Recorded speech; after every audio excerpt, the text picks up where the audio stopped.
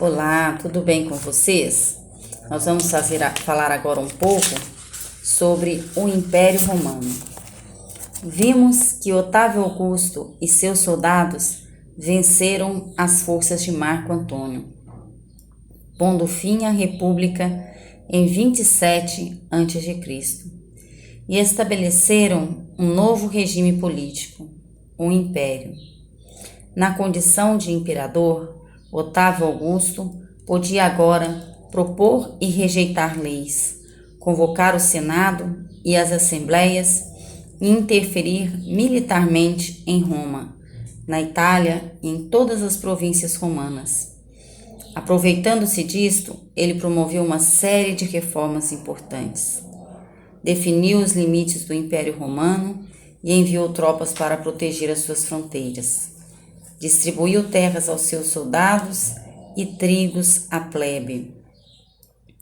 Confiou a administração de algumas províncias aos senadores, e enquanto manteve outras, como o Egito, importante fornecedor de trigo a Roma, sob sua responsabilidade. Modernizou a cidade de Roma, que na época tinha cerca de 1 milhão de habitantes. Passou a ter um prefeito, um corpo de bombeiros e monumentos que glorificavam o governo. Com essas reformas de Otávio Augusto, o Império conheceu um longo período de estabilidade, denominado Pax Romana, que durou mais de 200 anos. Durante esse período, as cidades do Império ganharam estradas, teatros, aquedutos e termas, fontes, e as fronteiras foram fortificadas. E sobre o imperador Trajano, em 117 d.C., o império adquiriu a sua máxima extensão. Na época, de sua máxima extensão, o Império Romano tinha 60 milhões de habitantes e abrangia terras em 3 continentes: Europa, África e Ásia. E no imenso território do Império, de uma ponta a outra do Mediterrâneo, havia uma grande diversidade étnica e religiosa. Além dessa variedade, havia também grande diversidade de origens e de grupos sociais: italianos, estrangeiros, livres, escravos e libertos habitavam as cidades do Império Romano. Segundo o historiador Norberto Guarinello, o Império Romano era fruto da aliança entre o imperador e as elites nas cidades imperiais. E nas cidades do Império, o poder romano exercia sua autoridade, dividida pela paz ou pela guerra, e cobrava impostos. Mas o Império Romano não era somente um sistema político, era também uma identidade romana que todos os seus habitantes poderiam assumir.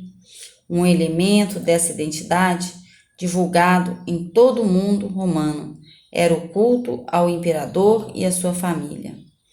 Além disso, por séculos, muitos imperadores mortos foram transformados em divindades com autorização do Senado. O Império Romano era também um império de uma língua, o latim, e de uma literatura, a latina, e a história de Roma e de seus feitos tornou-se um modelo a ser seguido. Por isto, devia ser ensinada também nas escolas das cidades de todo o Império. Além disso, criou-se uma literatura latina, que tinha entre os seus expoentes o poeta Virgílio.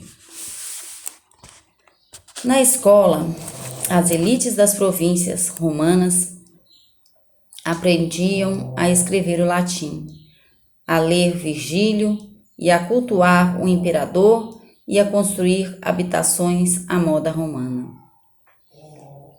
As principais bases de sustentação do império eram sua aliança com as elites provinciais e a força de um exército organizado e profissional com cerca de 300 mil homens. O apoio das elites provinciais garantia a ordem pública e a cobrança de impostos. O exército protegia suas fronteiras, mas, como observou o historiador Norberto Guarinello, a integração política do império não diminuiu as desigualdades no seu interior. Eis o que ele disse: os pobres continuam pobres. E em Alexandria, por exemplo, haviam claras distinções nos direitos dos cidadãos romanos.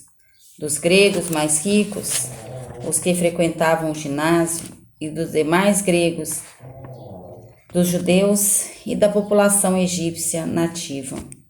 Os pobres sempre permaneceram sujeitos ao arbítrio de seus superiores e tinham pouco acesso à justiça e podiam ser submetidos a castigos corporais. Ao longo do território do império, as sociedades eram altamente hierarquizadas. A relativa estabilidade política vivida pelo Império Romano nos 2 primeiros séculos da nossa era favoreceu o crescimento da economia e a expansão do comércio romano. Pesquisas arqueológicas, indicam que os 2 primeiros séculos do Império foram o auge da circulação de pessoas e produtos no Mediterrâneo antigo e circulavam por eles em várias direções: trigo, vinho, azeite, peixe salgado, além de metais, objetos de ferros, peças de cerâmica como ânforas, vasilhas para guardar líquidos e cereais. E esse trânsito de produtos nas áreas conectadas pelo Mediterrâneo eram feitos geralmente utilizando-se moeda. Havia especialistas em troca de moedas, o que dinamizava o comércio. Este era mais intenso quando envolvia as grandes metrópoles do Império, cidades com mais de 250 mil habitantes, como Atenas, Éfeso, Antioquia, Cartago e Alexandria. Essas cidades eram centros de artesanato e comércio e também polos culturais. Juntamente com os produtos circulados pelo Mediterrâneo antigo, pessoas, técnicas, línguas e cultura diversas. Se por um lado Roma levava sua cultura para todo o mundo romano, por outro, recebia, incorporava e reelaborava as culturas de diferentes povos. Resumindo, o Mediterrâneo antigo favoreceu intensas trocas comerciais e culturais no interior do Império, de leste a oeste e de norte a sul.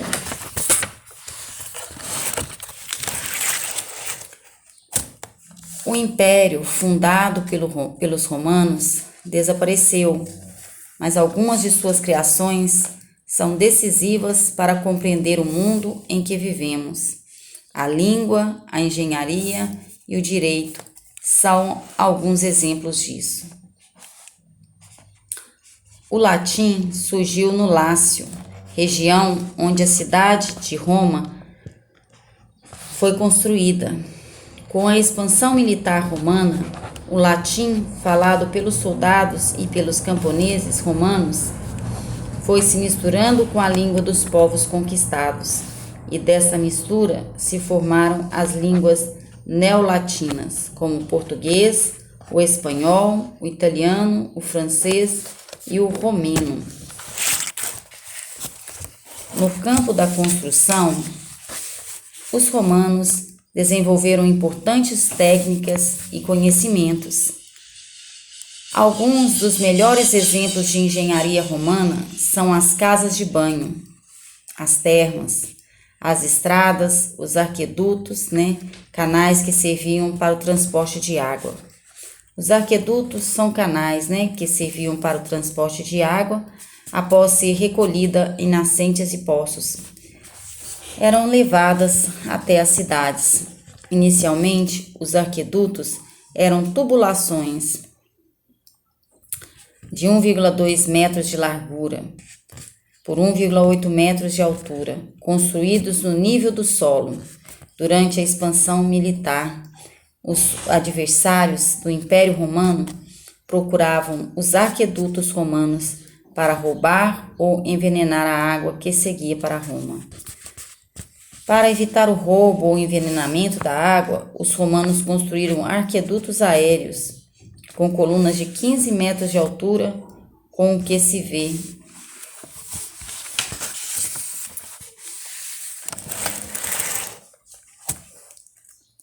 Os romanos também se destacaram na área do direito. A própria palavra justiça é de origem romana, pois vem da palavra latina jus, que significa direito.